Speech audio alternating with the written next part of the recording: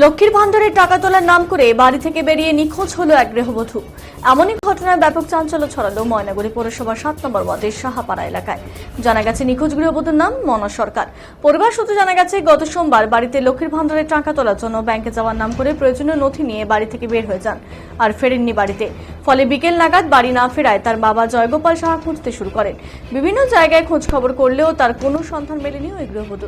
নিখোঁজ মেয়েকে খুঁজে পেতে মঙ্গলবার ময়নাগুড়ি থানার দ্বারস্থ হয়েছেন গৃহবধূর বাবা জয়গোপাল সাহা।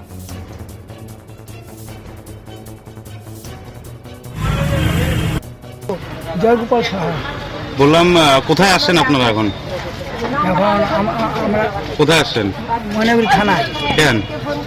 ওইখানে ওই যে লক্ষ্মীশ্রী ভান্ডার আছে না, ওইখানে আমার মেয়েটা টাকা উঠাই দিয়েছিল, মানে 11:30টার সময়। কবে?